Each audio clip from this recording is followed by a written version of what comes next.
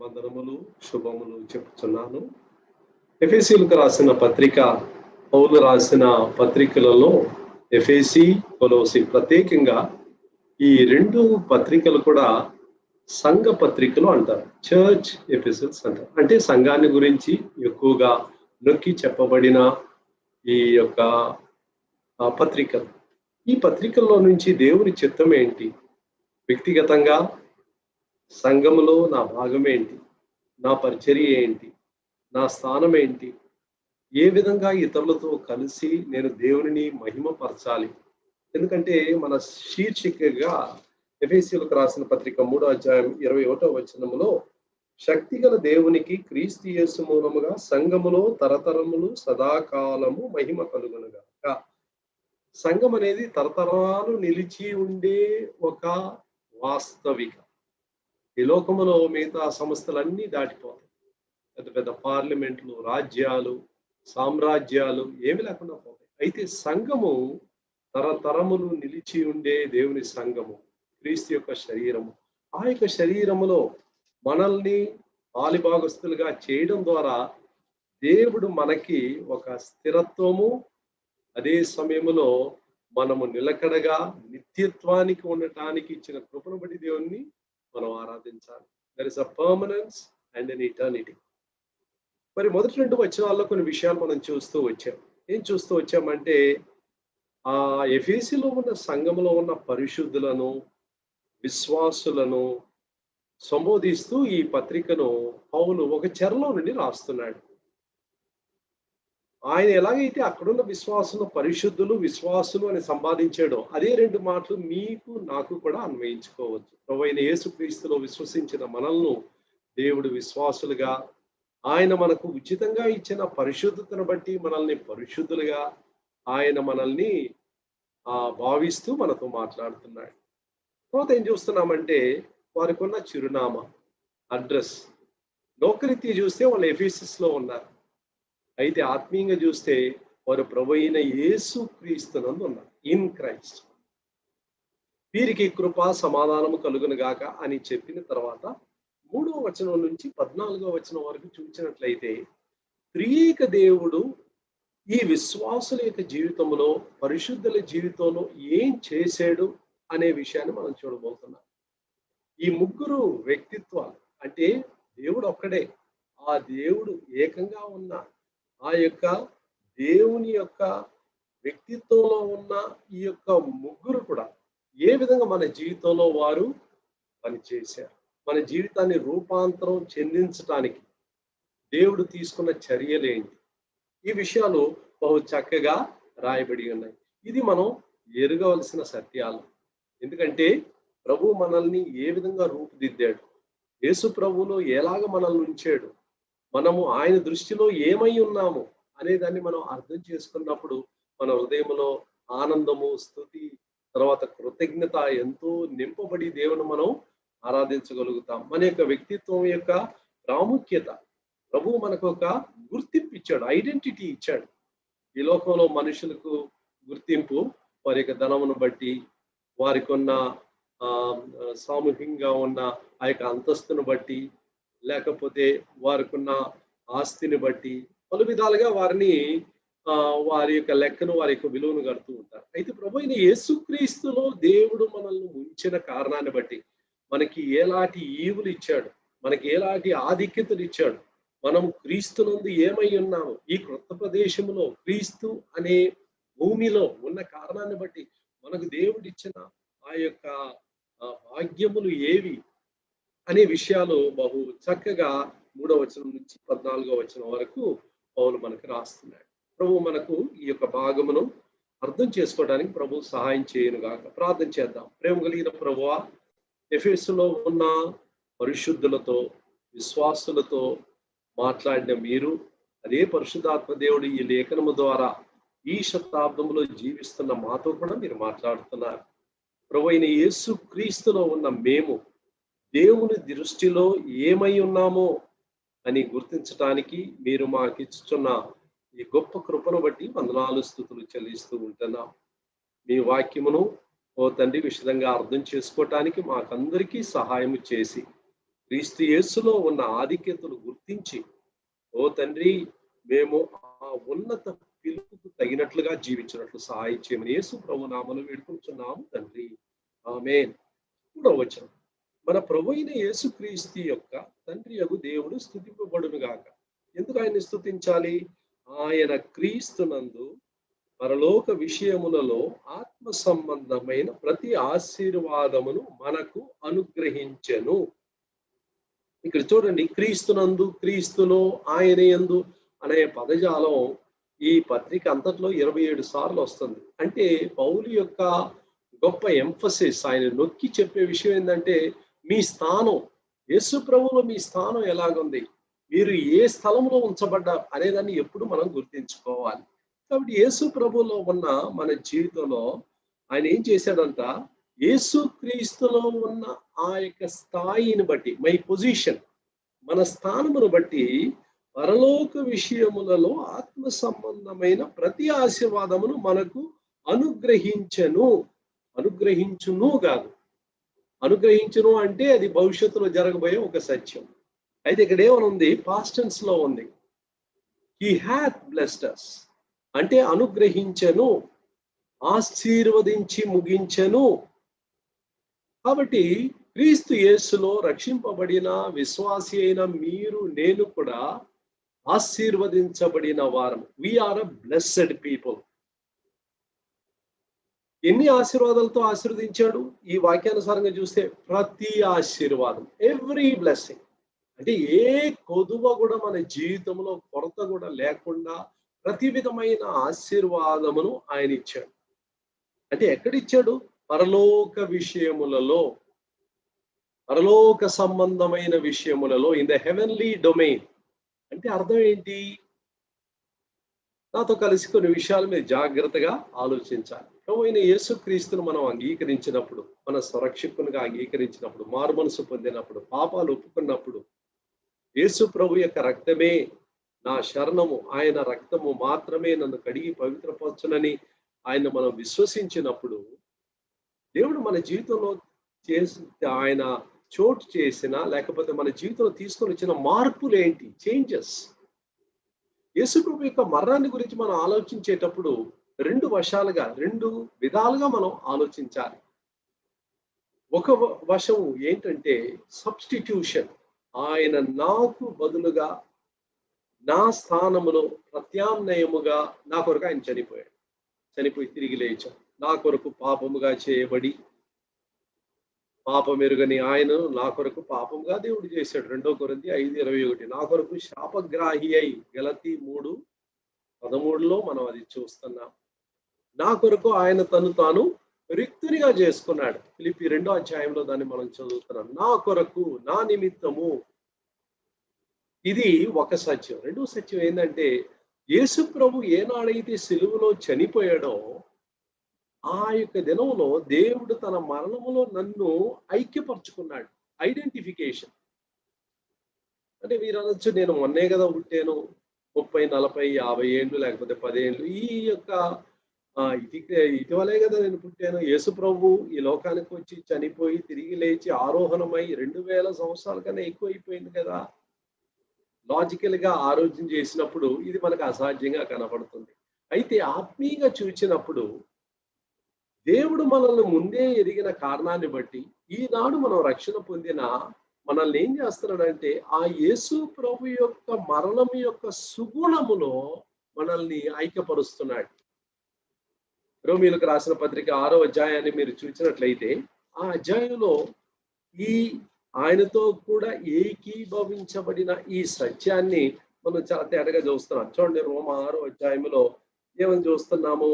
6:6లో మనమికను పాపులకు దాసులు కాకుండానట్లు పాప శరీరము నిరర్ధకమగునట్లు మన ప్రాచీన స్వభావం ఆయనతో కూడా సిలువ వేయబడి ఉన్నది. ఆయనతో కూడా క్రూసిఫైడ్ విత్ హిమ్.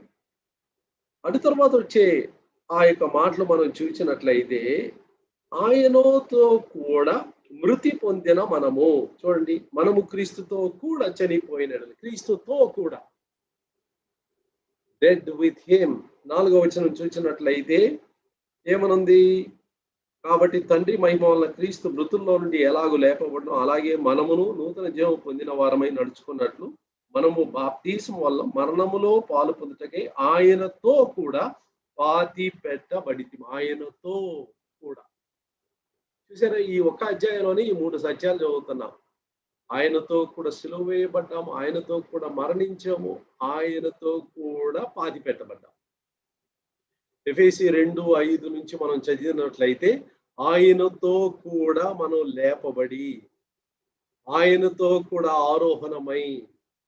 తర్వాత ఏం చూస్తున్నామంటే ఎఫెసీయులకు రాసిన పత్రిక 2వ అధ్యాయము 7వ వచనములో మనం చూసినట్లయితే క్రీస్తు యేసునందు మనల్ని ఆయనతో కూడా లేపి పరలోకమందు ఆయనతో కూడా కూర్చుండబెట్టను. ఆయనతో ఆయనతో ఆయనతో అనే పదజాలం చూడండి. ఇది ఐడెంటిఫికేషన్, ఆయనతో కూడా ఏకీభవించిన ఒక అనుభవము. ఇది ఆత్మీయ సత్యము. మానసికంగా మన యొక్క సొంత జ్ఞానాన్ని బట్టి అర్థం చేసుకోవటానికి వీలు కాని ఒక ఆత్మీయ మర్మం అది. But nevertheless it is true because God declares it. ప్రభు తానే స్వయంగా చెప్పిన కారణాన్ని బట్టి ఇది సత్యమని మనం పూర్ణ హృదయంతో అంగీకరించి దేవుని యందు ఆనందిస్తూ ఉంటాం.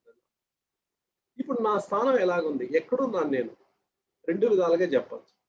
శారీరకంగా ఈ లోకంలో ఉన్నాను. మీరు డాలస్ లో ఉన్నాను, నేను హైదరాబాద్ లో ఉన్నాను. ఇది శారీరకంగా నా చిరునామా, నాకున్న స్థాయి. బట్ స్పిరిచువల్లీ, ఆత్మీయంగా యేసు ప్రభువుతో కూడా నేను ఉన్నాను. అది 7వ వచనంలో చూస్తున్నాము. ఆయనతో కూడా కూర్చుండబెట్టెను. Once again past tense. కూర్చుండబెట్టును గారు. కూర్చుండబెట్టును అంటే మనకు అర్థం అవుతుంది. ఈ లోకంలో నా జీవిత యాత్ర అంతా ముగించిన తర్వాత ఆయన కొరకు నేను జీవించి నమ్మకంగా ఉండి చనిపోయి తర్వాత నేను పునరుద్ధానుడై ఆయనతో కూడా కూర్చుంటానంటే మనకు అర్థం అవుతుంది. ఎందుకంటే మన లాజికల్ గా దాన్ని స్టెప్ బై స్టెప్ అనలైజ్ చేసి చెప్పగలుగుతాం. అది దేవుని వాక్యం అలా చెప్పలేదు. దేవుని వాక్యం ఏం చెప్తుందంటే ఆయనతో కూడా కూర్చుండబెట్టెను. అప్పుడు ఆత్మీయంగా దేవుని యొక్క వాక్యాన్ని ఆధారం చేసుకొని ఎఫెసీ 2:7 ఆధారం చేసుకొని మనము పూర్ణ హృదయంతో చెప్పగలిగిన ఒక వాస్తవం ఏమిటంటే నేను శారీరకంగా ఇక్కడ కూర్చొని ఉన్నాను కానీ ఆత్మీయంగా నా స్థానం ప్రభువైన యేసుతో కూడా నేను కూర్చుని ఉన్నాను. కాబట్టి ఈ లోకంలో నేను శారీరకంగా ఉన్నాను. ఎందుకున్నాను? ఒక ప్రాజెక్ట్ మీద ఉన్నాను. నన్ను రక్షించిన ప్రభు ఈ లోకంలో నన్ను పంపించి ఈ లోకంలో నన్ను ఉంచి ఆయన చిత్తాన్ని నెరవేర్చడానికి, ఆయన పని జరిగించడానికి నన్ను ఈ లోకంలో ఆయన ఉంచి వెళ్ళి ఉన్నాడు. స్వదేశం ఇది నాది కాదు. నా స్వదేశం ఒక రోజు నేను వెళ్ళిపోతాను. నా సొంత గృహానికి వెళ్ళిపోతాను. నా స్థానం అక్కడ ఉంది. నేను యేసు ప్రభుతో కూర్చొని ఉన్నాను. ఈ లోకములో ఆయన ఇచ్చిన పని నెరవేర్చుటకై నేను ఈ లోకానికి వచ్చాను. కాబట్టి ఈ యొక్క సత్యాన్ని మనం లోతుగా గ్రహించాలి. ఆ యొక్క స్థానములో యేసు ప్రభువు నందు యేసు ప్రభువుతో మనం ఉన్న కారణాన్ని బట్టి ప్రతి ఆశీర్వాదమును దేవుడు మనకు అనుగ్రహించెను. We are blessed with all spiritual blessings. ఎంత గొప్ప ధన్యతో మనం చూస్తున్నామండి. యేసు ప్రభువులో మనకున్న ధన్యతను మనం చూస్తున్నాం.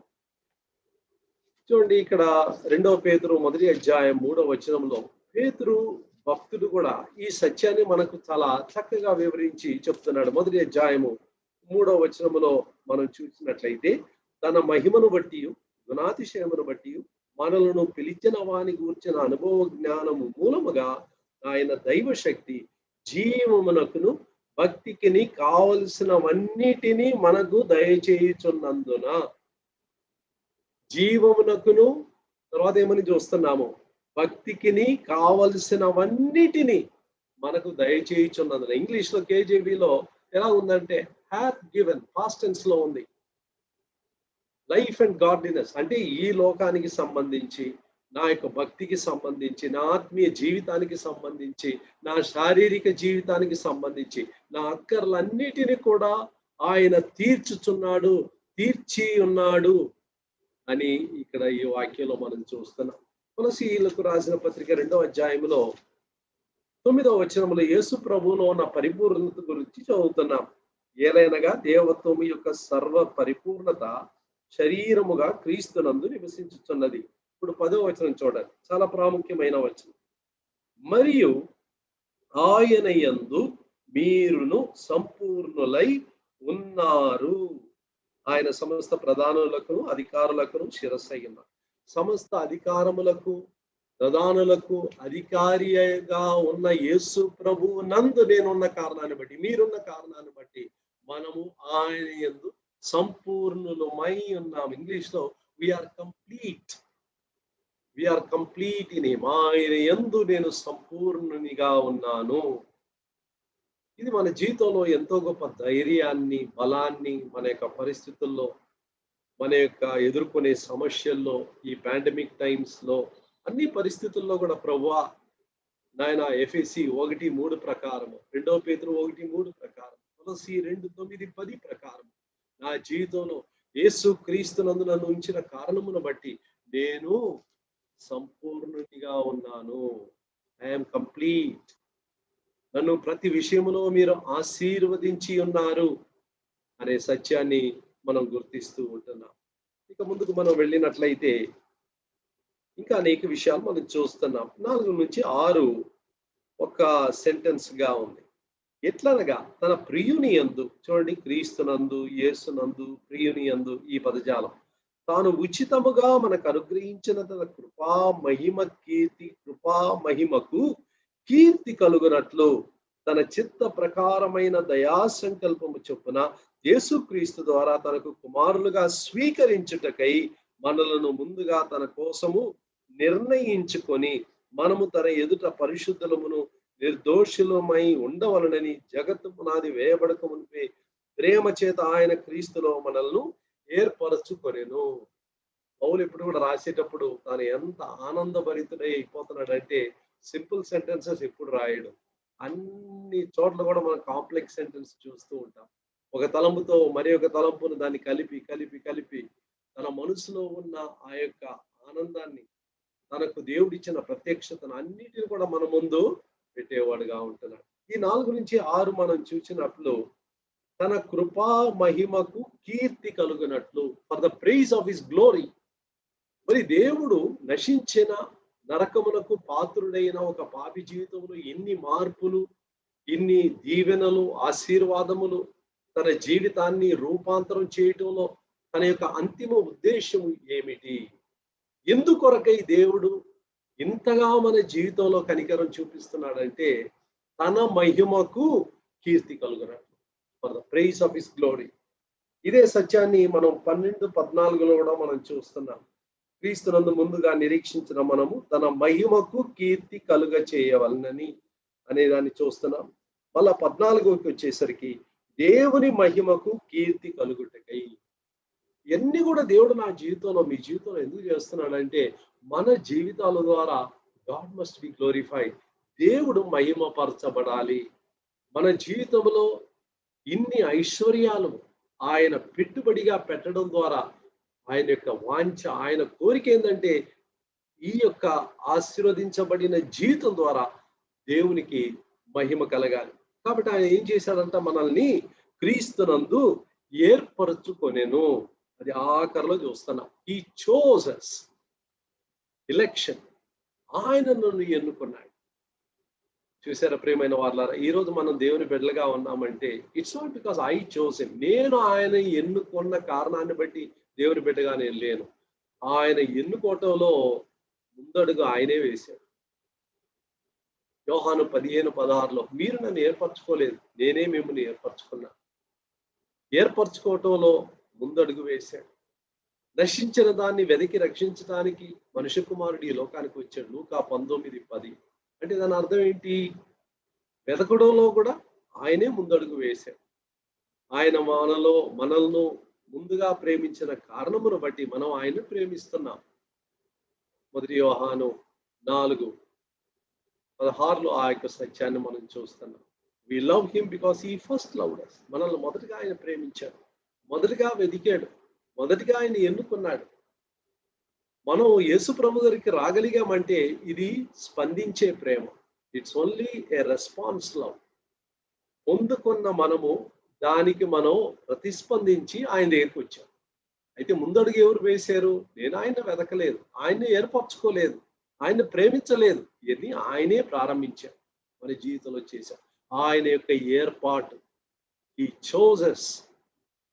నేను అనర్హుడనై ఉన్నప్పుడు, ఏలాంటి యోగ్యత లేనప్పుడు నన్ను ఆయన ఎన్నుకున్నాడు. ఆయన ఎంపికలో ఉన్న గొప్పతనం ఏంటంటే, the one whom I have despise, ఎవరినైతే తృణీకరించానో, ఎవరైతే నా జీవితంలో అవమానపరచబడ్డారో, ఏ దేవుణ్ణైతే నేను తృణీకరించానో ఆ దేవుడే ముందడుగు వేసి నన్ను వెతుక్కుంటూ వచ్చాడు. ఈ యొక్క గొప్ప ప్రేమ కలిగిన దేవుని గురించి ఏదైనా తోటలో మనం చూస్తున్నాం. ఆదికాండం 3వ అధ్యాయంలో మానవుడు పాపం చేశాడని బాగా తెలిసి కూడా తండ్రి అయిన దేవుడు ఆదామును వెతుక్కుంటూ, నువ్వు ఎక్కడున్నావని వెతుక్కుంటూ వస్తున్నాడు. తాను అవిధేయుడై తాను చేయవద్దని చెప్పిన ఆ పండును తాను తిన్న విషయము దేవునికి బాగా తెలుసు. అయినప్పటికీ తను వెతుక్కుంటూ వచ్చాడు. కాబట్టి ప్రియమైన వారలారా, ఆయన మనల్ని ముందుగా ఏర్పరచుకొనెను అనే విషయాన్ని మనం ఏర్పాటు అన్నప్పుడు దెర్ ఈస్ అ మోటివ్. ఏదైనా మనం ఒక స్థలాన్ని కానీ, ఒక ఉద్యోగాన్ని కానీ, ఒక వ్యక్తిని కానీ ఏదైనా మనం ఎన్నుకోవటం, ఏర్పరచుకోవటం అంటే మన మనసులో ఏదో ఒక ఉద్దేశాలు కలిగి ఉండి ప్రత్యేకంగా ఒక దాన్ని మనం ఎన్నుకుంటూ ఉంటాం. మరి ఇది ఎందుకొరకే ఎన్నుకున్నాడంట? 2 కారణాల కొరకు. చూడండి, చాలా తేటగా ఈ యొక్క 2 కారణాలు కూడా ఇక్కడ ఉన్నాయి. మధ్యలో ఉంది చూడండి. మనము తన ఎదుట పరిశుద్ధులమును నిర్దోషులుమై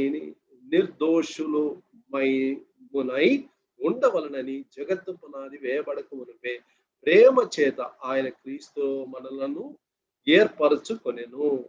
మనం ఎలా ఉండాలంట? పరిశుద్ధులముగా ఉండాలా, నిర్దోషులముగా ఉండాలా. ఈ యొక్క కారణం చేత ఆయన మనల్ని ఏర్పరచుకున్నాడు. chose me to be holy. నేను మలినముతో నిండి ఉన్న, దుర్మార్గముతో నిండి ఉన్న, పాపంతో నిండి ఉన్న ఈ లోకములో నేను పరిశుద్ధంగా జీవించాలి. It is swimming against the current, ఎదురీత వేసేలాగా. ఈ లోకమంతా ఒకవైపు వెళ్తూ ఉంటే పాపమును ప్రేమించి, పాపమును జీవించి, వాళ్ళు పాపమును నీరుగా త్రాగుతున్న ఈ యొక్క సమాజంలో నా యొక్క జీవిత శైలి భిన్నంగా ఉంటుంది. I want be holy. ప్రభు కొరకు పరిశుద్ధంగా ఉండాలి, ప్రభు కొరకు నీతిగా నేను జీవించాలి. ఇందుకొరకే దేవుడు మనల్ని ఏర్పరచుకొనెను అనే విషయాన్ని మనం చూస్తున్నాం. ఇంకొక చిన్న మాట కూడా దాంట్లో ముందు చూస్తున్నాము. ఆ మధ్య భాగంలో ఉంది చూడండి.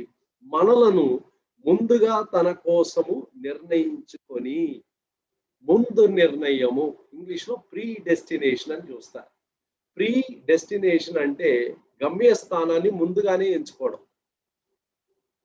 మీరు ఒక ఊరికి వెళ్ళాలంటే ఇంట్లో నుంచి బయలుదేరేటప్పుడే ఆ గమ్యస్థానాన్ని మీరు ఫిక్స్ చేసుకుంటారు మైండ్లో. ఆ గమ్యస్థానాన్ని ఫిక్స్ చేసుకొని దానికి తగినట్లుగా మీ ప్రయాణం, మీ యాత్ర ప్రారంభిస్తారు. కావలసిన వస్తువులు, సౌకర్యాలు, ప్రయాణాలు అన్ని సర్దుబాటు చేసుకొని ఆ గమ్యస్థానానికి ఎలాగన్నా వెళ్ళి చేరుకోవాలి. దేవుడు మన కొరకై ఒక గమ్యస్థానాన్ని ఆయన ముందుగానే తన మనసులో ఉంచుకున్నాడు. దేవుడు నన్ను ఇంతగా ప్రేమించి నన్ను ఎన్నుకోవటంలో ఆయన యొక్క ముందు నిర్ణయం ఏంటి? ఆయన ఎందుకొరకై నన్ను ఇలా చేశాడు? రోమీయులకు రాసిన పత్రికలో ఒక చక్కని సత్యాన్ని పౌలు 8వ అధ్యాయంలో చెప్తున్నాడు. రోమీయులకు రాసిన పత్రిక 8వ అధ్యాయము 29, 30 ఈ 2 వచనాల్లో చూస్తున్నాం. దేవుని ప్రేమించే వారికి 28 నుంచి చదువుతున్నాం. అనగా ఆయన సంకల్పం చొప్పున పిలువబడిన వారికి మేలు కలుగుటకై సమస్తమును సమకూడి జరుగుతున్నవి అని ఎరుగుదాం. చక్కని వాగ్దానం. మరి సమస్తమును దేని కొరకై సమకూడి జరుగుతుంది? ఇప్పుడు చూడండి 29, 30. ఎందుకనగా తన కుమారుడు అనేక సహోదరులలో జ్యేష్ఠుడగునట్లు దేవుడు ఎవరిని ముందెరిగనో, ఫోర్ నాలెడ్జ్, వారు తన కుమారునితో సారూప్యము కలవారగుటకు ముందు నిర్ణయించను. ఇదే ముందు నిర్ణయించుట అనే మాటను ఎఫెసీ 1వ అధ్యాయంలో మనం చదువుతున్నాం. So this is pre destination. Four knowledge, pre destination. ఆయన ముందుగా ఎరిగెను, ముందుగా నిర్ణయించాను. మనల్ని ముందుగానే ఎరిగాడంట, ముందుగానే నిర్ణయించాడంట. మనం మొన్న ముట్టాం. అయితే ప్రభు జగత్తు పునాది వేయబడక మునిపే ఆయన మనసులో, ఆయన దృష్టిలో మనం ఉన్నాం. This is too much for us. ఇది మన గ్రాహ్యానికి అందని ఒక సత్యం. జగత్తి పునాది వేయబడక మునుపే క్రీస్తులో మనలను ఏర్పరచుకొనెను. ఆయన అప్పుడు ఏర్పరచుకున్న కారణాన్ని బట్టి మనల్ని ముందెరిగిన కారణాన్ని బట్టి ముందు నిర్ణయించాడు. మన డెస్టినేషన్ ముందుగానే ఆయన నిర్ణయించుకున్నాడు. ఈ యొక్క డెస్టినేషన్ ని మనసులో పెట్టుకొని, ముందు నిర్ణయాన్ని మనసులో పెట్టుకొని 3 విషయాలు చేశాడు మన జీవితంలో. ఏమేం చేశాడు చూడండి, 30వ వచనం. ఎవరిని ముందుగా నిర్ణయించానో వారిని పిలిచాను. The calling of God. మన జీవితంలో యేసు ప్రభువు దగ్గరికి రావడానికి కారణం ఏంటి? ఆయన పిలుపు. ప్రయాసపడి భారం మోయిచున్న సమస్త ప్రజలారా నా ఎదుకు రండి.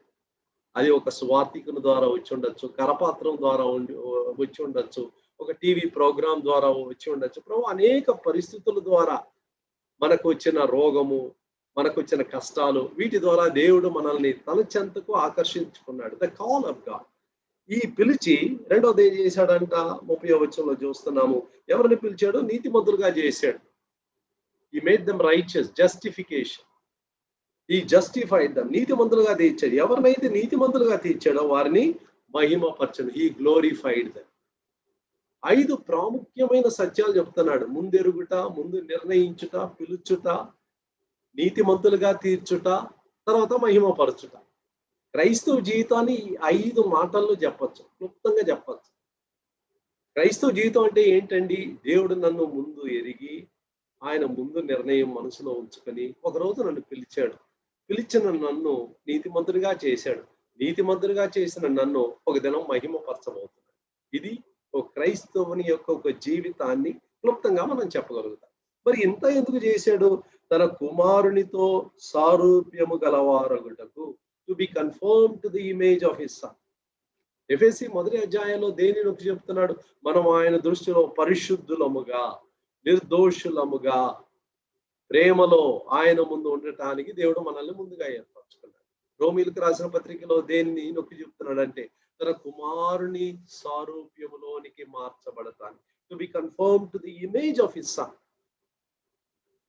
ఆయన కుమారుడు ఎలాగైతే ఈ లోకములో తన తండ్రిని మహింపరచటానికి ఎలాంటి గుణగణాలు కలిగి, లక్షణాలు కలిగి ఆయన జీవించాడో, ఆ యొక్క క్యారెక్టర్ మీరు నేను రిఫ్లెక్ట్ చేయాలి, రేడియేట్ చేయాలి, మన జీవితం ద్వారా ఇతరులకు కనపరచాలి అనే కార్యాన్ని ఇక్కడ మనం చక్కగా ఈ యొక్క మాటల్లో మనం చూస్తున్నాం. కాబట్టి మనల్ని ఏం చేశాడంట? తన కుమారుని యందు ఆయన మనల్ని స్వీకరించాడు. ఈ accepted us in his son.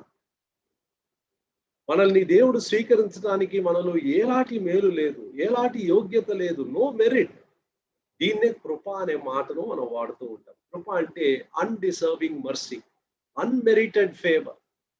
ఎలాంటి యోగ్యత లేని, ఎలాంటి అర్హత లేని ఒక వ్యక్తిని దేవుడు పిలుస్తున్నాడంటే దానికి కారణం ఒక్కటే, కృప. నిష్కారణంగా, ఇట్ హస్ నో రీజన్. దానికి కారణాలు లేవు. మానవుడు దేవుడిని ప్రేమించడానికి చాలా కారణాలు ఉన్నాయి.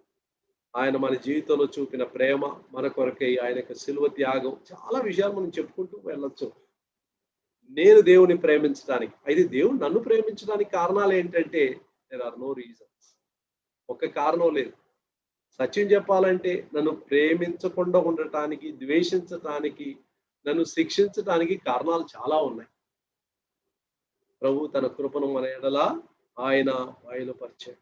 ఇప్పుడు 7వ వచనం చూద్దాం. దేవుని కృప మహదైశ్వర్యమును బట్టి ఆ ప్రియుని యందు ఆయన రక్తం వల్ల మనకు విమోచనము, అనగా తన అపరాధములను క్షమాపణ మనకు కలిగి ఉన్నది. విమోచన, రిడమ్షన్ అనే మాట ఇక్కడ పౌలు వాడుతున్నాడు.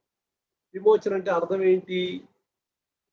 అది మూల భాషలో 3 అర్థాలు కలిపిన ఒక మాటని విమోచన అని తెలుగులో మనం చూస్తున్నాం. రిడమ్షన్ అనే మాట అంటే ఈ 3 అర్థాలు ఏంటి? 3 అర్థాలు. ఒక అర్థం ఏంటంటే క్రయము చెల్లించుట. అందుకని ఇదే మాటను, గ్రీకు పదాన్ని రెవల్యూషన్ ప్రకటన 5:9లో వాడినప్పుడు కొని అనే మాట ఉంటుంది, బాట్. ఈ యొక్క మాట అంటే విమోచనం అంటే కొనుట.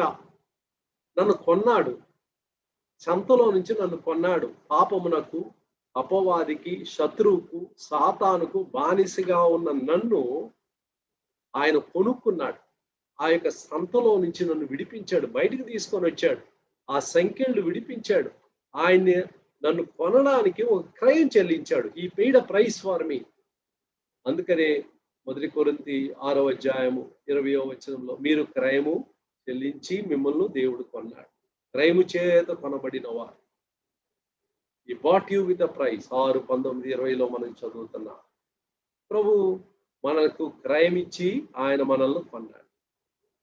7:23లో కూడా సత్యాన్ని రెండోసారి మరలా కొరింథీయులకు జ్ఞాపకం చేస్తున్నాడు. You are bought with a price. ఒక క్రయము చేత మీరు కొనబడ్డారు. రెండో అర్థం ఏంటంటే వేరుపరచుట, సెపరేట్, రిమూవ్, తొలగించుట. మనల్ని కొన్న తర్వాత ఉన్న స్థలములో నుంచి వేరుపరుస్తున్నాడు.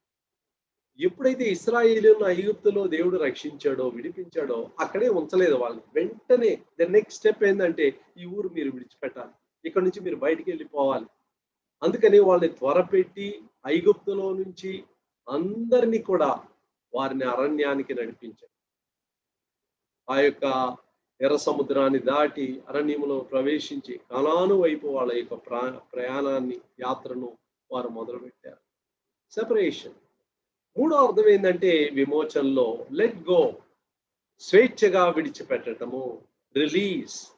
ప్రతి విధమైన బంధకములో నుంచి మనల్ని విడిచిపెట్టడం. ప్రభు అంటున్నాడు, నిన్ను నేను విడిపించాను, క్రయం చెల్లించాను, వేరు చేశాను, ఇక నువ్వు స్వేచ్ఛగా జీవించు. Live in freedom, liberate. నువ్వు స్వేచ్ఛగా జీవించు. ప్రియమైన వారు, దేవుడు మన జీవితంలో చేసిన ఈ యొక్క గొప్ప విమోచన కార్యాన్ని బట్టి మనం దేవుణ్ణి ఎంతో ఆరాధించబద్ధులమై ఉన్నాము. తర్వాత 8-9లో చూసినప్పుడు కాలము సంపూర్ణమైనప్పుడు జరగవలసిన ఏర్పాటును బట్టి ఆయన తన దయా సంకల్పము చొప్పున తన చిత్తమును గూర్చిన మర్మమును మనకు తెలియజేసి మనకు సంపూర్ణమైన జ్ఞాన వివేచన కలుగుటకు ఆ కృపను మన ఎడల విస్తరింప చేసెను. ఆ యొక్క గొప్ప సంకల్పం ఏంటండి? 10వ వచనం. ఈ సంకల్పమును బట్టి ఆయన పరలోకములో ఉన్నవే గాని భూమి మీద ఉన్నవే గాని సమస్తమును క్రీస్తునందు ఏకముగా సమకూర్చవలనని తనలో తాను నిర్ణయించుకొనెను. దేవునికి ఒక పర్పస్ ఉంది, ఒక నిర్ణయం ఉంది, ఒక ఉద్దేశం ఉంది. ఆయన ఏం చేయబోతున్నాడంటే వచ్చే దినాల్లో, రాబోయే దినాల్లో ఈ లోకములో ఉన్న తన బిడ్డలందరినీ కూడా ఏక శరీరములో ఆయన తీసుకొని వచ్చి వారిని ఏకముగా చేయబోతున్నాడు. చూడండి, ఆయన క్రీస్తు యేసునందు ఎవరిని ఏకంగా చేస్తాడు? పరలోకములో ఉన్నవే గాని భూమి మీద ఉన్నవే గాని సమస్తమును క్రీస్తు యేసునందు ఏకముగా సమకూర్చవలనని. అందుకని మంద ఒక్కటే, కాపరి కూడా ఒక్కడే అని చూస్తున్నాం. ఈ లోకంలో అనేక సంఘాలు ఉన్నప్పటికీ డినామినేషన్ బ్యారియర్స్ ఉన్నాయి. భాషను బట్టి, మనం ఉన్న ప్రాంతాన్ని బట్టి వివిధ స్థానాల్లో మనం కూడి ఈ విధంగా ఆరాధిస్తూ ఉంటున్నాం. అయితే ఒక విషయం మనం ఎప్పుడు కూడా మర్చిపోకూడదు. This only a temporary separation. తాత్కాలికంగా ఉన్న ఈ యొక్క వ్యత్యాసాలు అన్నీ కూడా దేవుడు తీసివేస్తాడు. ప్రతి సంఘములో ఎవరైతే నిజంగా యేసు ప్రభు యొక్క రక్తం ద్వారా రక్షింపబడి విమోచింపబడి ఉన్నారో వారందరినీ ఒక్క శరీరములోనికి, ఒక్క సంఘంలోనికి దేవుడు కలిపే దినాలు త్వరగా రాబోతుంది. కాబట్టి మన జీవితంలో ఎలాంటి మన సంఘమును గురించిన అతిశయం కానీ, ఇతరులను ఒక విధంగా చిన్న చూసేది కానీ మనం ఎప్పుడు కూడా చేయకూడదు. ఎందుకంటే ప్రభు ఎవరినైతే రక్షించాడో వారిని అందరినీ ఏక శరీరులుగా ప్రభు మనం చూస్తున్నాడు. కాబట్టి మన యొక్క భారం ఏంటంటే, ప్రభువా మా స్థానిక సంఘములో మాత్రమే కాదు, మీ యొక్క నామాన్ని స్మరించుచున్న ప్రతి సంఘములో ఉన్న దేవుని బిడ్డలను మీరు దీవించాలి ప్రభువా. ఆ సంఘములో మీ ప్రత్యక్షతను మీరు దయచేయాలి. అనేకులు సంఘములో చేర్చబడాలి. ప్రతి జాతిలో, వంశములో, ప్రతి భాషలో ఉన్నవారు రక్షణ పొంది ప్రభువునందుకు రావాలి ప్రభువా. మేము వాళ్ళ భాషలు మాట్లాడలేక ఉన్నాం, పర్వాలేదు. వారి ప్రాంతాలకు వెళ్ళలేకున్నాం, పర్వాలేదు. అయితే మా ప్రార్థనలు వారున్న ప్రాంతాలకి వెళ్ళి వారు కూడా ప్రభువా మీ యందు స్థిరపరచబడాలి. ప్రియమైన వాళ్ళారా, మీ దేశంలో ఉన్న వారు అనేక మంది ఈ దేశానికి రాకపోయినప్పటికీ అక్కడుండే స్వజనులు ఈ దేశం కొరకు ఎంతో భారంతో ప్రార్థన చేస్తున్నారు. ఇక్కడ అనేకులు రక్షణ పొందాలని ప్రార్థన చేస్తున్నారు. ఇక్కడున్న వారు ఆ దేశాల కొరకు ప్రార్థన చేస్తున్నారు. ఎందుకు? ప్రభు మన హృదయంలో ఉంచిన ఆ యొక్క ఐక్యత, ఏకత్వం, ఆ ప్రేమ దేవుడు మన హృదయాల్లో ఆయన ఉంచాడు. తర్వాత చూసినట్లయితే మనం ఏం చూస్తున్నామంటే, మరియు క్రీస్తునందు ముందుగా నిరీక్షించిన మనము తన మహిమకు కీర్తి కలుగ చేయవలనని దేవుడు తన చిత్త ప్రకారమైన సంకల్పమును బట్టి మనలను ముందుగా నిర్ణయించి ఆయన యందు స్వాస్థ్యముగా ఏర్పరచెను. ఇక్కడ స్వాస్థ్యముగా ఏర్పరచెను అనే దానికి కింద ఫుట్ నోట్లో ఏముందంటే మనకొక స్వాస్థ్యము ఏర్పరచెను. He has given us an inheritance. దేవుడు మనకు ఇప్పుడు దేవుడు దయచేసిన ఈ గొప్ప ఐశ్వర్యం కాకుండా ఒక గొప్ప ఐశ్వర్యాన్ని మన కొరకు ఆయన ఉంచి ఉన్నాడు అనే విషయాన్ని చూస్తున్నాం. ఆయన తన చిత్తానుసారముగా చేసిన నిర్ణయం చొప్పున సమస్త కార్యములను జరిగించుచున్నాడు. ఇది సార్వభౌమ ఆ యొక్క గుణాన్ని, దేవుని యొక్క శక్తిని, సావరనిటీ ఆఫ్ గాడ్ ఇది మనకు తెలియజేస్తుంది. 13వ వచనం చూడండి. మీరును సత్యవాక్యమును అనగా మీ రక్షణ సువార్తను విని క్రీస్తునందు విశ్వాసం ఉంచి వాగ్దానము చేయబడిన ఆత్మచేత ముద్రింపబడితిరి. దేవుని మహిమకు కీర్తి కలుగుటకై ఆయన సంపాదించుకున్న ప్రజలకు విమోచనము కలుగు నిమిత్తము ఈ ఆత్మ మన స్వాస్థ్యమునకు సంచకరువుగా ఉన్నాడు. చూసారా, ఇక ఈ 13-14 వచనాల్లో పరిశుద్ధ ఆత్మ దేవుడు మన జీవితంలో ఏం చేశాడు దీంతో కన్క్లూడ్ చేస్తున్నాడు. తండ్రి అయిన దేవుడు ఏం చేశాడు? మనల్ని ఏర్పరచుకున్నాడు, కుమారుని యందు మనల్ని స్వీకరించాడు. కాబట్టి ఆయన మన కొరకై ఒక ముందు నిర్ణయం చేసుకున్నాడు. మరి కుమారుడు ఏం చేశాడు? తన స్వరక్తం ఇచ్చి ఆ రక్తము యొక్క విలువ చేత మనల్ని కొనుక్కున్నాడు, విమోచించాడు, మనల్ని ఐశ్వర్యవంతులుగా చేశాడు. మరి ఇక్కడ పరిశుద్ధాత్మ దేవుడు ఏం చేస్తున్నాడంటే, ఏనాడైతే సత్య సువార్తను విని ఆయన నేను విశ్వసించానో వెంటనే ఆయన పరిశుద్ధాత్మ చేత నన్ను ముద్రించి ఉన్నాడు. I'm sealed by the holy spirit of God. ఇదే సత్యాన్ని ఎఫెసీ 4:30 కూడా మనం చూస్తున్నాం. దేవుని పరిశుద్ధాత్మను దుఃఖపరచుకుడి, విమోచన దినము వరకు ఆయన యందు మీరు ముద్రింపబడి ఉన్నారు. ముద్రింపబడి ఉన్నామంటే అర్థం ఏంటి?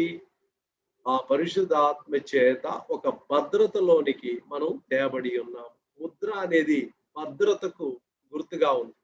ఎందుకంటే ఎఫెసీ ఒక రేవు పట్టణం, ఇట్స్ అ హార్బర్ సిటీ.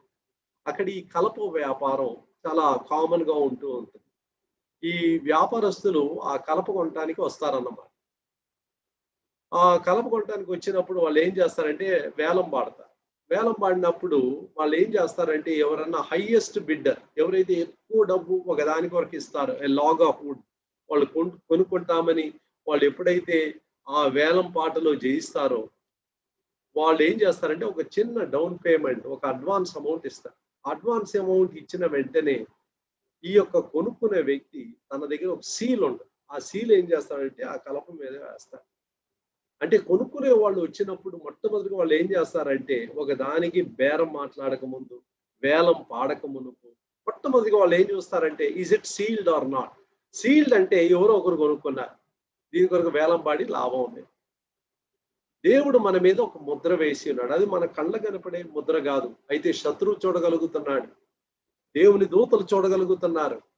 మన జీవితంలో ఉన్న భద్రత, సెక్యూరిటీ ఎలాగుంది అంటే దేవుడు మన మీద పరిశుద్ధాత్మ యొక్క ముద్రను వేసి ఉన్నాడు. How we need to praise the lord. ప్రభువా, ఈ యొక్క ముద్రను నువ్వు నా మీద వేసి ఉన్నావు, నా భద్రత కొరకు వేసి ఉన్నావు. అంటే ఫినిష్డ్ ట్రాన్సాక్షన్. ఈ వ్యక్తిని నేను కొనుక్కున్నాను, ఈ వ్యక్తి ఇక మీదట నాకు సొంతమైనవాడు, నాకు సొంతమైనవాడు. పరిశుద్ధాత్మ మన జీవితంలో ఎప్పుడు వస్తున్నాడంటే ఏనాడైతే విశ్వాసం ఉంచి సువార్తను నమ్మి ఆయన అంగీకరించామో పరిశుద్ధాత్మ చేత మనము ముద్రించబడిన అనుభవంలోనికి వస్తున్నాం. కాబట్టి పౌలు ఈ 3-14 వరకు ఎన్ని విషయాలు మన ముందుంచి ఇది మీ యొక్క ఆధిక్యతలు, దీస్ ఆర్ యువర్ ప్రివిలేజెస్, ఇది మీ జన్మ హక్కులు.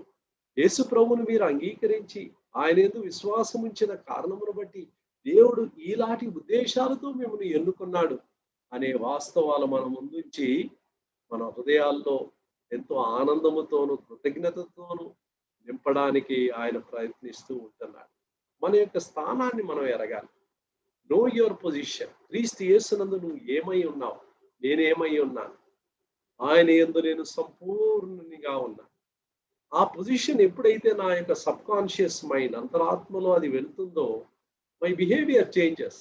ఓ నేను ఇలాంటి వాడనా, నా గుర్తింపు ఎలాగుందా, ప్రభు దృష్టిలో నేను ఎలాంటి వాడుగా ఉంటున్నానో అలాగైతే నా జీవిత విధానం చాలా వ్యత్యాసంగా ఉండాలి. I cannot behave like other people. ఇతరుల్లాగా నేను ఉండలేను. నేను పరిశుద్ధంగా ఉండటానికి దేవుడు నన్ను పిలిచాడు. తన కుమారుని సారూప్యంలోనికి మార్చడానికి దేవుడు నన్ను పిలిచాడు. కాబట్టి నా జీవితంలో నా ఎంపికలు కానీ, నా విలువలు కానీ అన్ని మారిపోవాలి. అది ప్రభు మనలో ఈ మార్పును కలుగు చేసే దేవుడిగా ఉంటున్నాడు. ప్రభు ఈ యొక్క విషయాలు మన కలుగు చేయుటకై సిలువలో చనిపోయిన యేసు ప్రభు వైపు మేము చూసేటప్పుడు, ప్రభా ఇవన్నీ కూడా నీవు మా కొరకై విలువబడిన, మా కొరకై కార్చిన రక్తం ద్వారా వచ్చిన ఆధిక్యతలు, ఈ దీవెనలు లేకపోయినట్లయితే నరకంలోనికి వెళ్ళి నిత్య నాశనంలోనికి వెళ్ళిపోయేవారు. ఈ మార్పులు మా జీవితంలో కలుగు చేయటానికి నువ్వు మరణించావు. ఇలాంటి తలంపులతో మనం దేవుని యొక్క బలను మనం సమీపిద్దాం, ప్రార్థన చేసుకుందాం. ప్రేమ కలిగిన ప్రభువా, కృప కలిగిన మా తండ్రి, ప్రభు అయిన యేసు క్రీస్తును బట్టి మీకు వందనాలు. ప్రభు అయిన యేసు క్రీస్తును మా కొరకు ప్రత్యామ్నాయముగా సిలువలో మీరు అప్పగించారు. పాపమెరుగని ఆయన మా కొరకు పాపముగా చేయబడ్డాడు. ఎంతో దీవించబడిన ఆయన మా కొరకు శాపగ్రాహిగా మారాడు. ప్రభువా, ఈ లోకాన్ని సమస్తమును తన చేతుల్లో ఉంచుకున్న గొప్ప దేవుడు మా కొరకు రిక్తునిగా మారాడు. ప్రభువా, మీ ప్రేమను బట్టి మీకు వందనాలు. ఇంతగా మా జీవితంలో మీరు తండ్రి మాకు మార్పులు తీసుకుని రావటానికి, మమ్మల్ని దీవించటానికి, ఇంతగా మా జీవితంలో మీరు చేసిన గొప్ప కార్యాలను బట్టి స్తోత్రములు. నిర్దోషులుగా ఉండాలి, పరిశుద్ధులుగా ఉండాలి, తన కుమారుని సారూప్యంలోనికి మార్చబడాలి. ఇదే మీ ఉద్దేశం ప్రభువా. ఈ ఉద్దేశాలు నెరవేరడానికి మా సహకారం మీరు ఎదురు చూస్తున్నారు. మీతో కలిసి పనిచేయాలని ఎదురు చూస్తున్నారు. మీ ఆత్మకు లోబడాలని ఎదురు చూస్తున్నారు. మీ వాక్యం చేత కట్టబడాలని ఎదురు చూస్తున్నారు. ఈ యొక్క వాస్తవాలు మన జీవితంలో సత్యములుగా మార్చబడినట్లు సహాయం చేయమని యేసు ప్రభు నామములో వేడుకొనుచున్నాము తండ్రి, ఆమేన్. బ్రదర్స్ అండ్ సిస్టర్స్, దేవుని దాసుల ద్వారా